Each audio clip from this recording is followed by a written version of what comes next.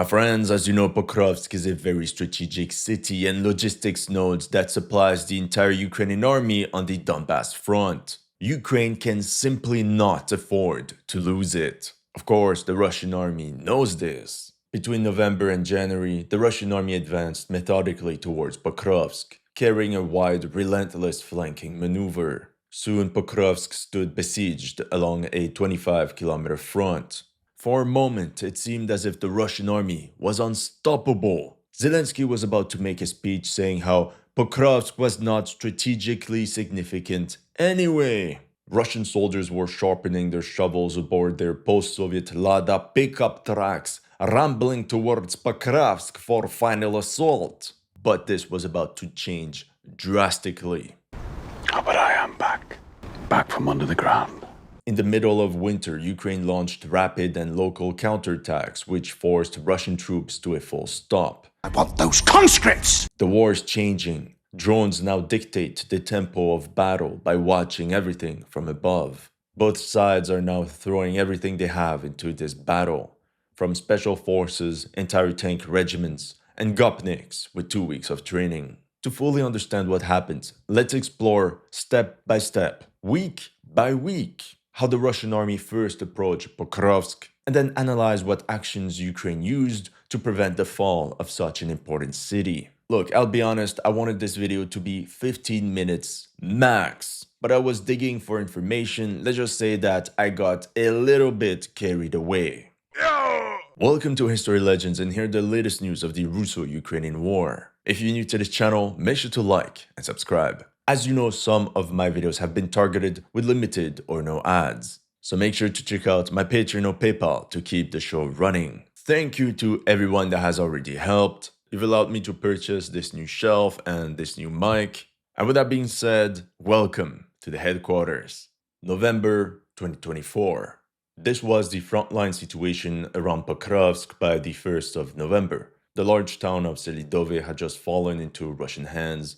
The urban areas of Hrodivka and Novohrodivka had also been captured by the enemy. This means Ukraine's first defensive belt, located 10 kilometers outside Pokrovsk, had been fully breached. Their second line of defense consisted of the settlements of Mirnohrad, Shevchenko, and Udachne, added to many smaller settlements in between, all of which were located in a 4-kilometer radius from Pokrovsk. From there, the Russian Army Command had 3 options. So option 1, follow this rail embankment, focus on Mirnohrad, and flank Pokrovsk from the east. Option 2, Blyat maneuver and storm Pokrovsk head-on.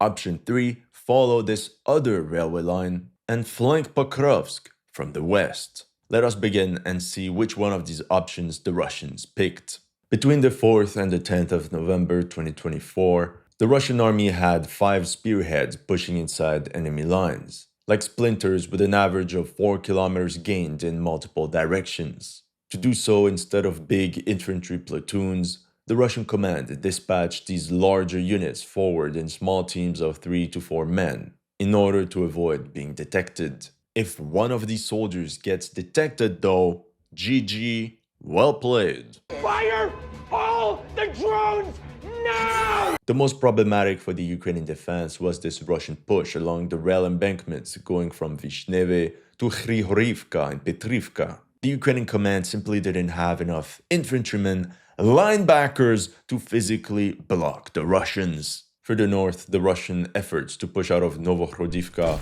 proved to be unsuccessful. The Ukraine command concentrated its best forces on the northern part of the sector, and maybe due to a shortage of reserves, had to neglect the other sectors. The Ukrainians were able to hold the line there, because they managed to supply and rotate out their units sitting on the contact line using MRAPs going back and forth between the rear and the front. However, any loss of such vehicles would seriously impact the situation in this sector. During the following week, Russian forces bypassed the settlement of Petrivka and advanced another 2 kilometers. During this maneuver, the Black Hussars of the 15th Motor Rifle Brigade captured the village of Hrihorivka. Thing is, the Russians made heavy use of small buggies to achieve this. Look, certainly not Silicon Valley type of high tech, but it gets the job done. Let's just agree that the guys riding those into battle must have balls of steel carved deep into the mines of Donbas. That's how the hamlets of Novo-Alexandrivka, Yurivka, and Novodmitrivka came under partial control of the Russian army. The Ukrainians sent the bulk of their reinforcements to hold this tree line and prevent enemy assault detachments from using it to reach Mirnorad. In this footage, we see an M2A2 Bradley that got immobilized by a Russian mine. The IFV then started firing all around, and as it tried to reverse, it hit another mine. Hold on, how did these Russian mines even get there? More on that later. Between the 18th and the 24th of November, while the priority of the Ukrainian command was the immediate defense of Mirnorad, Russian forces managed to clear the fields along the E50 highway and advance 1.8 kilometers towards Dachenske. And once again, Russian forces used very creative ways to achieve this. In this video, you can see two Russian soldiers on a motorcycle driving above the speed limit on this highway as they get chased down by a Ukrainian police drone. From what I saw, the fight was pretty hefty. We can even say it cost them a leg. At the same time, Russian Sturm detachments pushed 2.5 kilometers west of Petrivka, parallel to the rail embankment, and reached the settlement of Zhovte. The Ukrainians immediately tried to knock out the Russian infantry with a tank strike. But as you can see in this footage, the tank was immobilized first by FPV drones and then by some Russian troops lurking in the woods, which fired an RPG at point blank. I mean, from this distance, even a guy with 1 day of training should be able to hit that target. During the last week of November, the Russians achieved some sort of tactical breakthrough with all these small teams of riflemen infiltrating Ukrainian lines. From their positions, they stormed Zhovte and captured a 3-kilometer portion of the rail embankment. The Russian army was less than 2 kilometers away from the stronghold of Shevchenko. It was only a small village of less than 2,000 inhabitants before the war, but whose location is extremely important now, since it was the last major urban area before Pokrovsk. So as a summary, those were their starting positions in early November, and this is everything the Russians captured by the end of the month. For now, it's clear that the Russian command picked option 3, flank Pokrovsk from the west. December 2024. On the 1st of December, Russian infantry units attempted to storm this forested area near Mykolaivka, but they were stopped by bomber drones of the 38th Marine Brigade. After yet another probing attack, the Russian command abandoned further attacks in this direction, meaning option 1 was completely off the table. The next day, south of Dachenske, the 68th Yega Brigade targeted a Russian armored column and its infantry component right as they dismounted from the vehicles. Let's analyze what happened. We can see a Russian BMP disembarking its riflemen in a tree line. At the same time, Ukrainian artillery is bombarding this other BMP, which is now driving at full speed towards the disembarkation point. The BMP then just rammed into the tree line as if its life was on the line. As the soldiers inside exited the armored vehicle, the first BMP is then struck by the Ukrainians. The footage cuts and we only see another column of 4 vehicles driving at full speed towards the tree line. And that's when, boom, Ukrainian artillery hit bullseye on the lead vehicle. Big Ukrainian victory, the assault was crushed. No! Because in reality, this tree line only held a couple hours and eventually fell by the 4th of December. We are winning! That was not the worst, because on that same day, somehow the Russians reached Shevchenko. From its positions in Zhovte, the 15th Motor Rifle Brigade attacked Novopustinka 2 kilometers away, using small teams aboard good old Soviet Lada pickup trucks. The Ukrainians prepared a counterattack with an armored fist, but the Russian drone directed an artillery strike and put the lead tank out of action. After this, the 2 armored fighting vehicles behind quickly retreated. And that's how the unknown village of Novopustinka came under Russian control. And then, somehow they secured a foothold inside Shevchenko. How? How is this even possible? We know this because a tank of the Ukrainian 59th Motorized Brigade appeared and started blasting at buildings in this part of town. By the 7th of December, Russian Tornado MRLS systems carried preparatory strikes on the positions of the 32nd Mechanized Brigade in Novotroitske. Fighting reached the village, and that's when drone operators of the 15th Karadak Brigade released a never-ending stream of small loads right on top of Russian assault squads. That's not all, the Russians also advanced 2,000 meters in the direction of Novi Trud. You guessed it, along the railway line. The next day, on the 8th of December, the Ukrainians lost this entire portion of the rail embankment. What a disaster. Just like with the pipelines, they're using the same old tricks over and over again, and why wouldn't they? It's working. Further south, the Russian army's spearheads continued their unrelentless push westwards, one left from Pustinka and the other from Pushkine. However, the situation around Shevchenko kept deteriorating. This is where Putin unlocked a side quest for his generals. The amazing race to the border of Dnipropetrovsk Oblast. Which team would get there first? Group Novotroitsky, 11.5 kilometers away, or Group Pushkine, 17 kilometers away. We're now on the 9th of December. Just look at all the ground Russian forces captured within the span of a week. They advanced 2 kilometers towards Datchenske, expanded their foothold inside Shevchenko, and stormed the village of Novotroitsky. From these new positions, the Russians also launched a pincer towards Novolenivka. Additionally, we can mention how east of Pokrovsk, the Ukrainians abandoned this 2,000-meter-long tree line east of Hrodivka. But that was really the only tactical success in this part of the front for Russia. I'm not even sure the Russians actually attacked. I'm pretty sure the Ukrainians just retreated and gave it up. During the following week, Russian forces of the 74th Motor Rifle Brigade, nicknamed the Mad Dogs, stormed Shevchenko. There they saw brutal fighting. By the 11th of December, 3/4 of Shevchenko was already under Russian control, as entire assault teams spread across town. In the process, they took hold of very well-built Ukrainian fortifications, which, as you can see, have a lot of tunnels to protect from FPV drones as well as underground firing positions.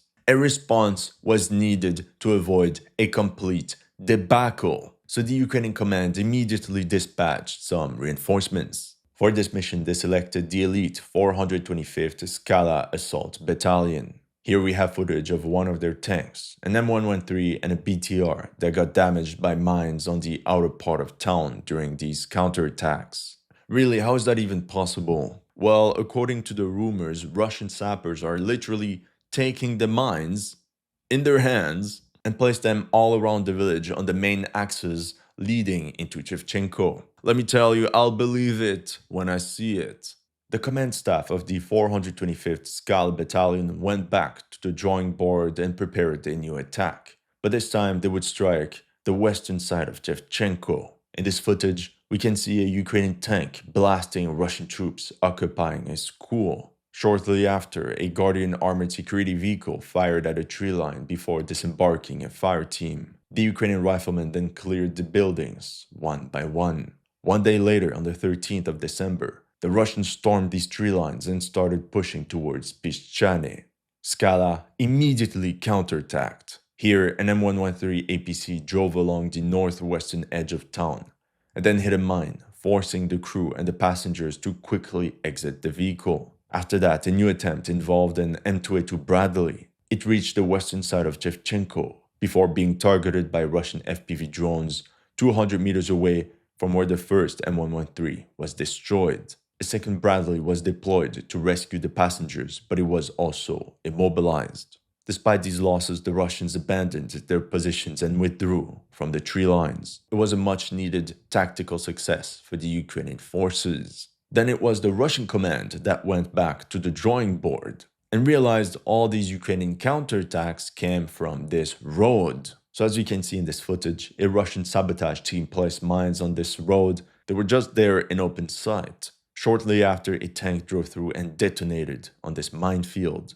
Okay, what we just saw would be something out of a Call of Duty mission. Let me tell you, I'll believe it when I see it. Okay, so let's pause a second and analyze what the Russians are doing. Once the Russians capture a settlement, they essentially barricade themselves by sprinkling mines at all the entry points into the village that the enemy could use to counterattack. In other words, they're camping. Let's be honest, we all used the same tactic before, right? Planting claymores at every entry point and see that KD ratio go up. Anyway, back to the battle. By the 16th of December, the Russians were able to push through in Shevchenko and restarted their attack towards Besieged. With their left flank secured, the Russian command launched operations on the right flank of Shevchenko. As a glimpse of the battle, here you can see a Russian fire team of 6 men pushing in open terrain while being targeted by enemy mortars. According to the footage, despite Ukrainian drone strikes, Russian rifle teams managed to seriously infiltrate the rail embankment as well as the settlement of Novi Trud. While this combat action was taking place, Ukraine's 11th Public Order Operational Brigade of the National Guard tried its best to prevent the Russians from taking Novotroitsky, but for some reason they struggled to hold the line. What do we do in this case? Call 425 Scala. An M2A2 Bradley emerged out of nowhere, and the fire team inside the vehicle knocked out the Russians from a couple buildings. We have captured a building, my lord! This counterattack forced a number of Russian soldiers to escape from their positions. Scala also recorded the moment when a squad of 12 Russian soldiers was disembarked into a tree line before being targeted by Ukrainian artillery. By the 13th of December, all Ukrainian positions inside the settlement had been abandoned. That same day, the Russians mopped up the hamlet of Pushkine, albeit after some considerable losses of equipment. The Russians immediately pressed their advantage and now rushed their armored vehicles towards Ukrainka. One of the tanks was destroyed after a javelin strike on the turret, and the second one was disabled by what seems to be a mine. When you think about it, armored vehicles face so many threats nowadays: mines, anti-tank weapons, artillery strikes, and FPV drones. On the 15th of December, the Russians launched another strike towards Pokrovsk. Their assault units departed from this tree line and advanced 1,700 meters all the way towards Dachenske. If the settlement fell, the next wave would be able to head straight for Pokrovsk. Naturally, after all these gains, the Russian army took a well-deserved rest day. Actually, a rest week that lasted from the 16th to the 22nd of December. They used this tactical pause to resupply, rotate out their assault formations, and bring fresh substitutes from the bench. Meanwhile, they targeted Ukrainian reinforcements operating at the rear, like this Leopard 2 from the 155th and the Kiev Mechanized Brigade that was immobilized and then disabled 3 kilometers from the contact line by multiple Lancet drones. But the same thing happened for the Russians. Because of all the drones flying around, most of their vehicles have to remain 10 kilometers behind the front. As a matter of fact, it's also the same situation for their troops. A Ukrainian HIMARS strike targeted a Russian training facility in Halistsinivka. This means Russian recruits were only trained 18 kilometers from the contact line. It's not a surprise that this little break from the squat rack brought in big results.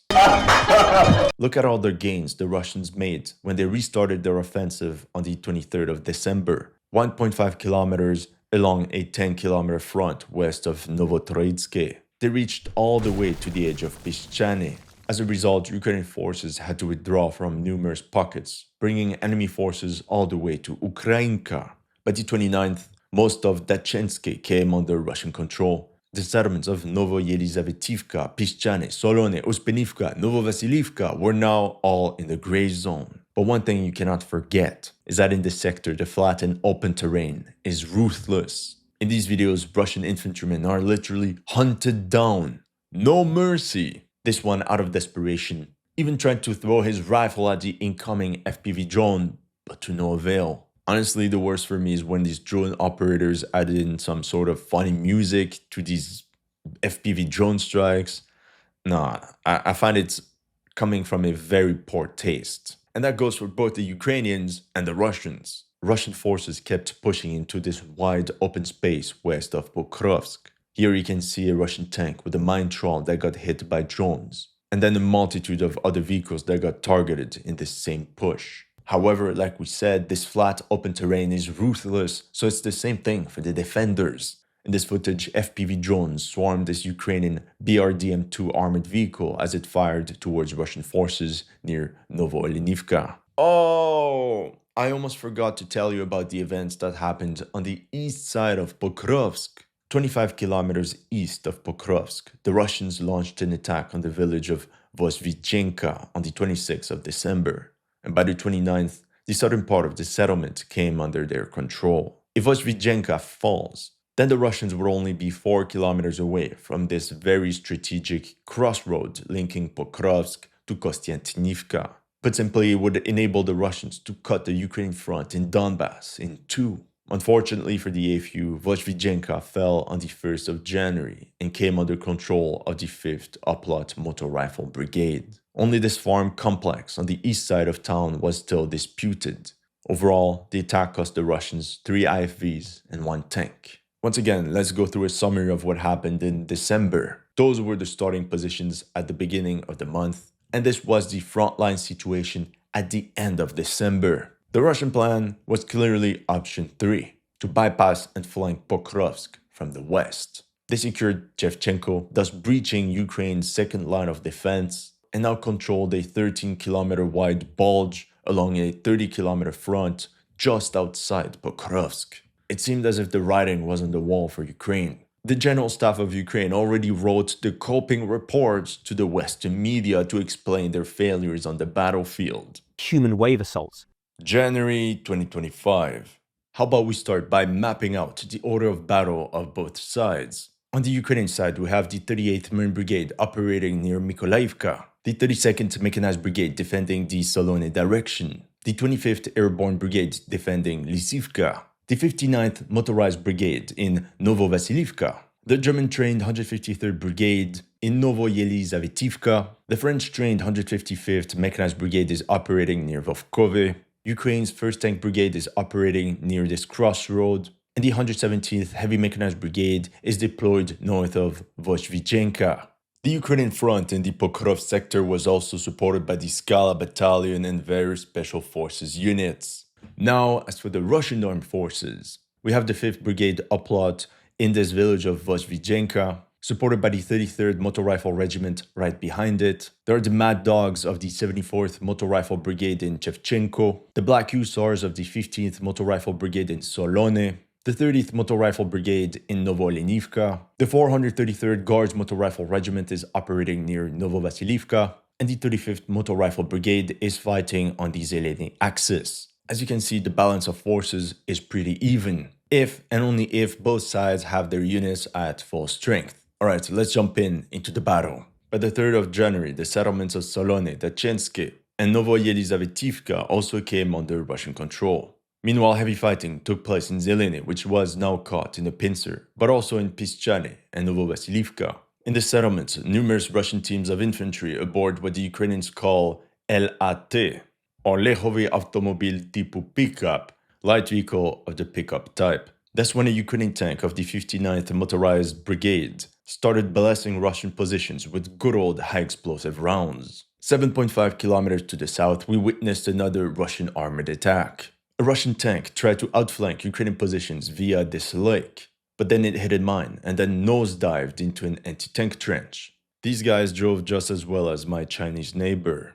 After that, small two-man binomes advanced across open terrain to mop up the remaining dugouts. The next day, Russian troops from the 30th Motor Rifle Brigade raised their banners on the village, and as usual started planting mines on the main axis to prevent enemy counterattacks. Vladi put mine here so it makes the world blat. While we could feel that there was this big push westwards, some Russian units still tried to creep their way forward towards Pokrovsk, like these Russian riflemen using tree lines as camouflage near Vovkove.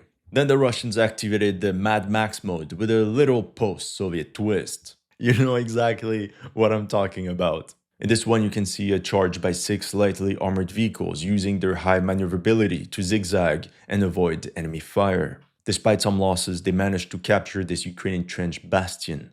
In response, it seems that a Ukrainian Leopard 2 tank tried to counterattack, but it was hit multiple times by enemy drones, which then led the Russians to claim Vovkove as part of the Russian Federation. East of Pokrovsk, after the fall of Vozhvychenko, the Ukrainian front fell apart. The Russian command poured entire rifle teams into the breach despite all the enemy drones, meaning that by the 6th of January, Russian forces pushed towards Baranivka, this farm complex outside the village, and the settlement of Yelizavetivka. We even have footage of how this column of armored vehicles advanced 4 kilometers before pushing inside the settlement of Yelizavetivka. We see a first group of 2, followed by a unit of 4 vehicles. Shortly after that, they got shelled and quickly dispersed. Back to the direct vicinity of Pokrovsk, Zeleny was now caught in a pincer, and now fighting also spread to Lysivka. From there, we have a video of a Ukrainian paratrooper running and throwing a TM62 anti-tank mine into a dugout. Due to its proximity to Pokrovsk, we can believe a lot of close quarters fighting took place in this village. This entire chain of villages was about to fall to the Russians.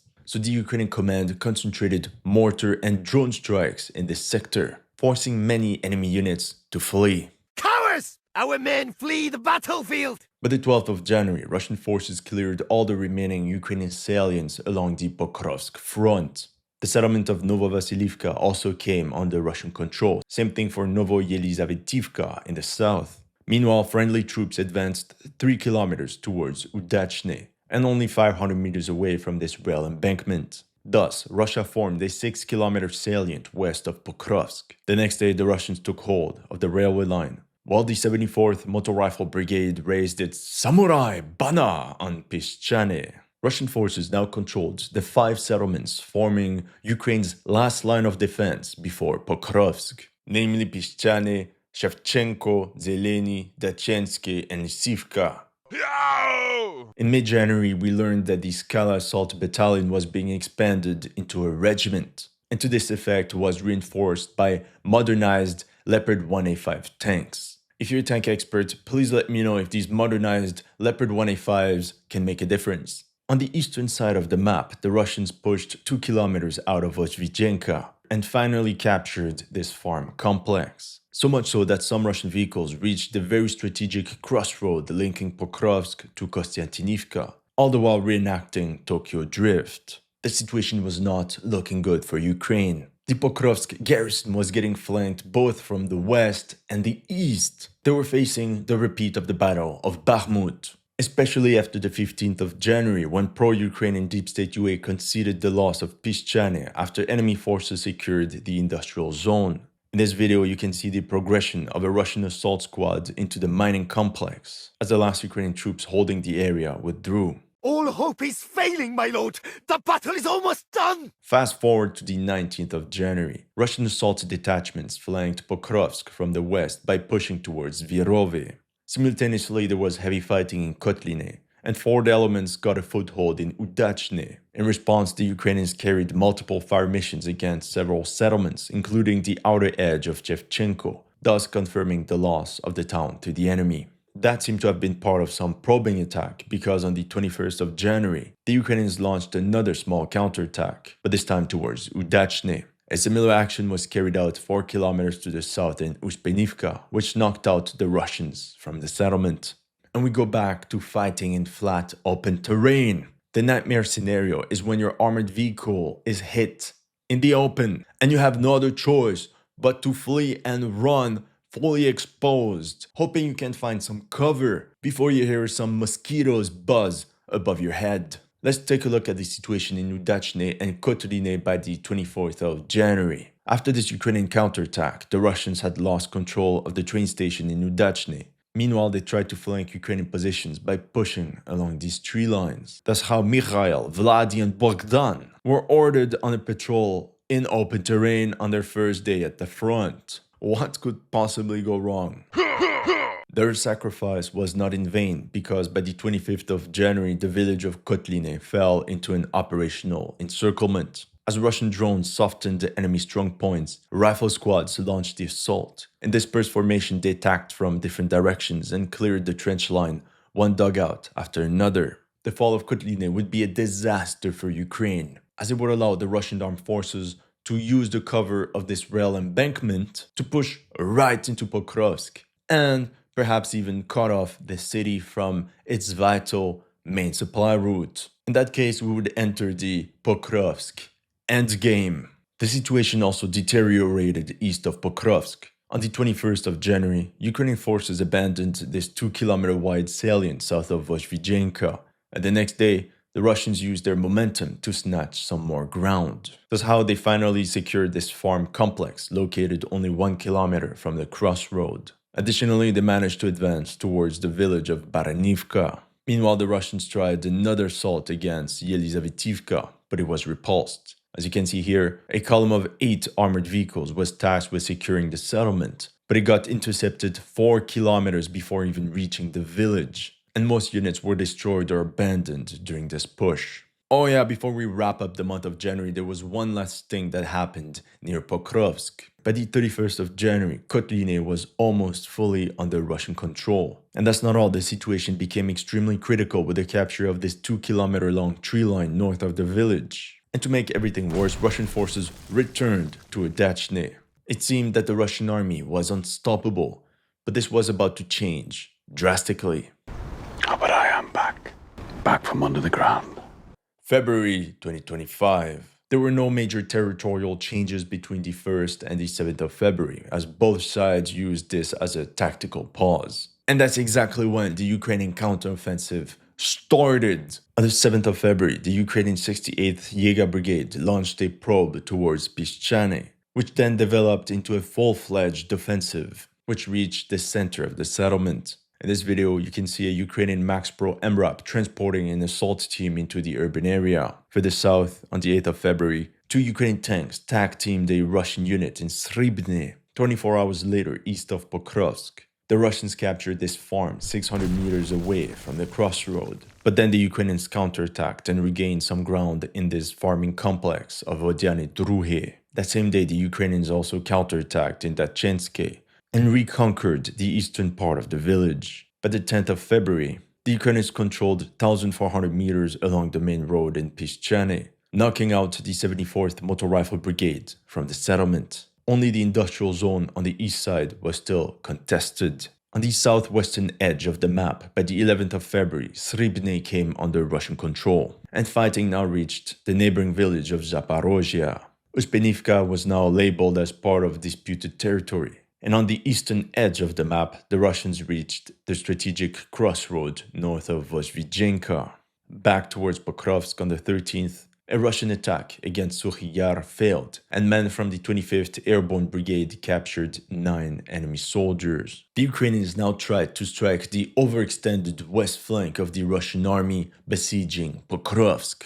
On the 14th, the 225th Assault Battalion disembarked a rifle squad of 7 men into the village of Sribne. At the same time, another armored attack tried to cut off the Russians from the south. It was a well-coordinated maneuver, but as you can see, an M2A2 Bradley was left behind before being disabled by some lurking Russian infantrymen. Despite these efforts, despite these counterattacks, Sribne and Zaporizhia had to be abandoned by the Ukrainians by the 16th of February. East of Pokrovsk, the Russians were expanding their area of control around Baranivka, when Ukrainian troops emerged out of nowhere and reclaimed the crossroad on the 18th. The next day, the Ukrainians expanded their bridgehead, counterattacked towards Lysivka, and regained 4 kilometers of the settlement. Meanwhile, heavy fighting was taking place in Piszczany. In this video, a Ukrainian T-64 BV tank from the Skala regiment was disabled by combined work of the artillery and drones. At last, Kotline came under Russian control. The Russian soldiers pulled out their vodka bottles, their borscht, all the while celebrating their victory while watching a show by Oleg Gazmanov. They got a little bit tipsy and they let down their guard. That's when, on the 26th of February, the Ukrainians counterattacked and reconquered the village of Kotline. So this was the situation in early February, and this is how the front looked like by the end of the month. Barely any territorial changes could be reported for the Russian army around Pokrovsk. The only place where they could report marginal gains was on their western and eastern flanks. March 2025. By the 3rd of March, there was a lot of back and forth in Piszczany. The next day, the Ukrainians counterattacked in Uspenivka, knocking out the Russians from the place. Simultaneously, scouts from the 425th Skala Assault Regiment stormed this important strongpoint 3 kilometers north of Uspenivka. The attack must have been so sudden and rapid that the Russian garrison simply fled from its positions. On the 5th of March, close quarters battles now erupted all throughout Piszczany, bringing the settlement back into the gray zone. Even the industrial zone saw heavy fighting with lots of back and forth as well. Now you can see the strategy behind the Ukrainian battle plan. Instead of concentrating all their forces and launching them all in one big counteroffensive at one part of the front, they did something different. Just like in Tarietsk, the Ukrainian command used small tactical assault teams to strike Russian positions all along the defensive belt across from Pokrovsk, but also on the enemy's left flank. Essentially, they were using hit-and-run attacks that were very difficult to spot for the Russians.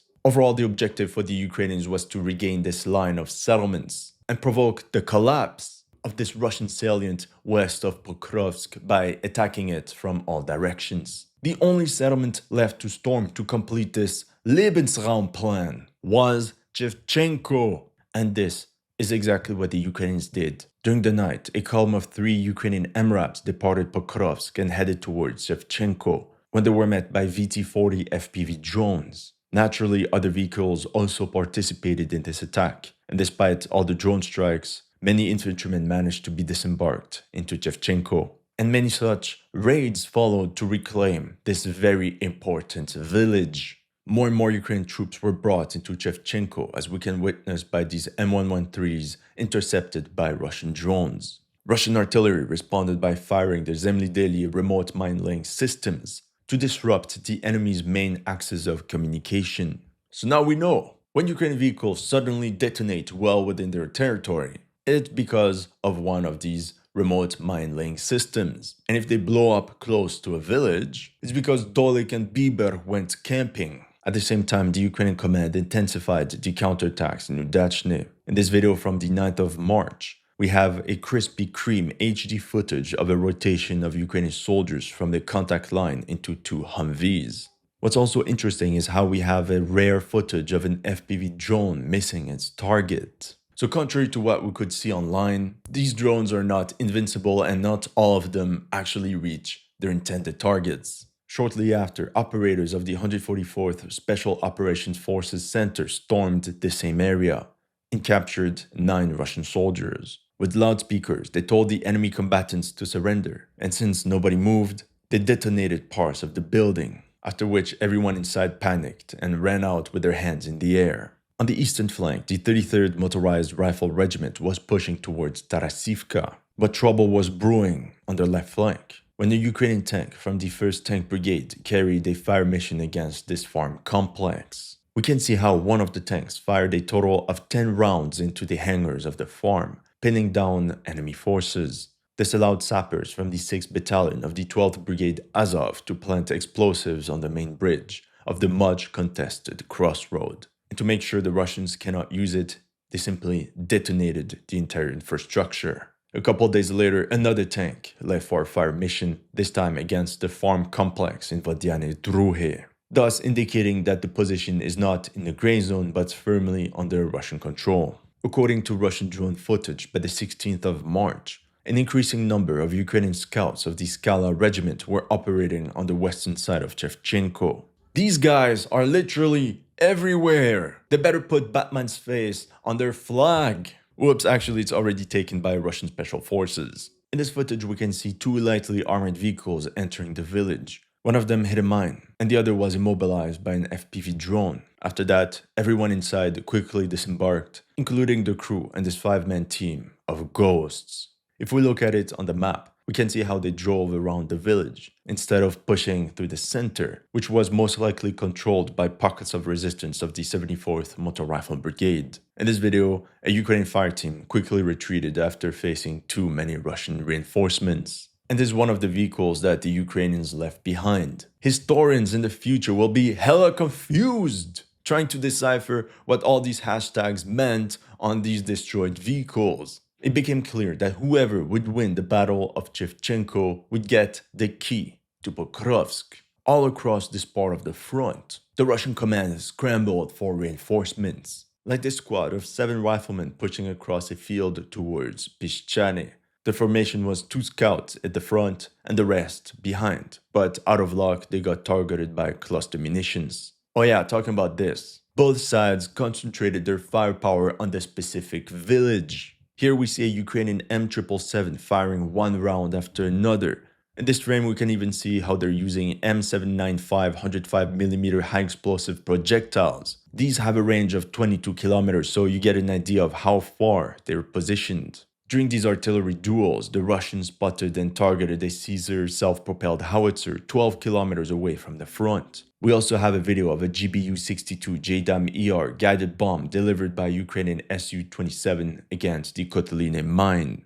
On the 24th of March, Ukrainian sabotage groups operated west of Solone, forcing Russian artillery to target this bridge using high-precision Krasnopol rounds. Allegedly, it was to disrupt Ukrainian logistics, but whoops, this bridge was well inside Russian territory. 48 hours later, as Russian storm detachments advanced in Pishchane, Ukrainian forces pushed beyond the rail embankment in Kotliny. The only position still under Russian control was the mine and the east side of Kotliny, which was regularly visited by swarms of Chinese FPV tourists. The next day, Ukrainian assault detachment launched an attack against Zeleny, but was stopped by a tank of the 35th Motor Rifle Brigade. By the way, notice all the trenches built right inside the village. And that is something we cannot properly see on satellite imagery. The entire battlefield is littered with trench works and an infinite number of shell craters. At the end of March, Ukrainian drone operators started paying more and more attention to the village of Shevchenko.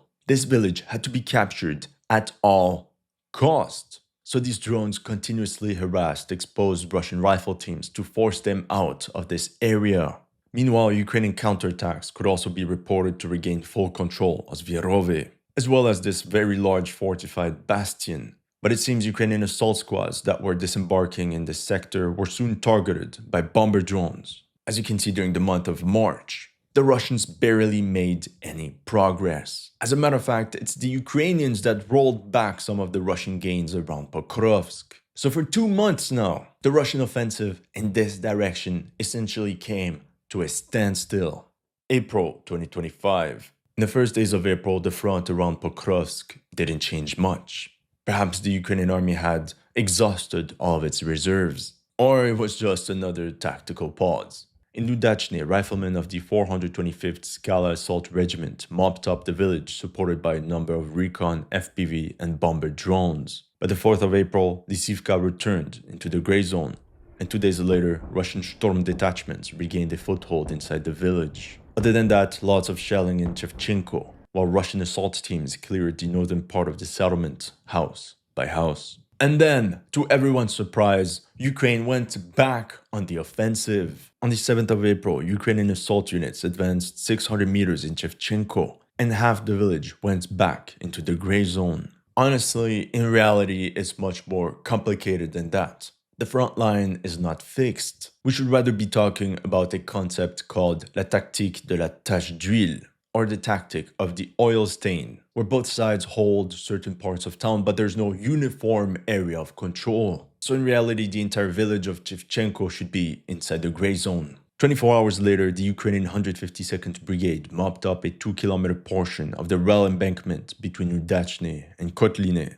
putting the Russian forces in the trade station and the mining complex in a very critical position. Actually, because of this push, one group of Russian soldiers suddenly found themselves behind enemy lines. They were immediately attacked by FPV kamikaze drones, and after that, Ukrainian special forces carried out an all-out assault, capturing at least 2 Russian soldiers in the process. Not far from there, operators of Ukraine's 3rd Special Forces Regiment also mopped up the last remaining strongholds in Kotliny. It was a very difficult mission because of all the debris, all the ruins, and all the basements. Enemy troops could be hidden anywhere. There were also rumors that the Ukrainians were preparing for yet another counterstrike against Lysivka. According to the latest news, on the 14th of April, some Ukrainian units tried to mount an assault against Zeleny, but were intercepted by Russian artillery before reaching the village. Meanwhile, detachments of the Skala regiment continued their raids inside the urban area of Shevchenko. However, at this point, it is becoming evident that the streak of Ukrainian counterattacks around Pokrovsk have lost their momentum. In summary, the Russian army advanced rapidly between November 2024 and the end of January 2025. But eventually, their offensive against Pokrovsk stalled after rapid and local counterattacks by the armed forces of Ukraine. For Ukraine, we can expect them to continue their pressing on the salient in order to regain some much-needed breathing room around Pokrovsk and prevent the Russians from gaining a foothold in the urban area of this very strategic Ukrainian city. For Russia, I only see 2 options. Option 1, the Russians double down on the western side and creep their way towards Pokrovsk at all costs. However, due to the concentration of enemy drones, it becomes very difficult for the Russian army to bring necessary reinforcements into this area, and many vehicles are hit and have to be left behind. In an attempt to regain control of their supply lines, some Russian troops were equipped with brand new FPV drone detectors. I'm pretty curious to see if these will actually work. At the moment for Russia, the most important settlements to secure are Shevchenko and Besieged. But there's a second option for the Russian army. That is to jump on a defensive mode around Pokrovsk, while they shift their focus on the eastern side of the city. That could explain why Russian artillery has been ramping up strikes in this direction, like this spectacular bombardment by the 255th Artillery Regiment, obliterating an entire tree line near the village of Nova Poltavka. Meanwhile, in support of this theory, on the 12th of April, a Russian column tried to outflank Yelizavetivka from the west. Although this probing attack failed, it could indicate increased activity in this sector. From there, they could push an open field towards the large urban area of Novo-Ekonomichne, from where they could start a grinding battle, house by house, towards Pokrovsk. Oh, actually, there's an option 3, I just thought about it. The Russians could simply stay on the defensive around Pokrovsk, along the entire front, have the Ukrainians come at them, and use their firepower to attrit the Ukrainian reserves, all the while going on a full-out offensive in the South Donetsk direction, mopping up this entire salient that is now extremely vulnerable. That's all I have for you today. Let me know in the comment section what you thought of my analysis. If you're new to this channel, make sure to like and subscribe. And if you want to support my work, make sure to check out my Patreon or PayPal. The links are in the description below.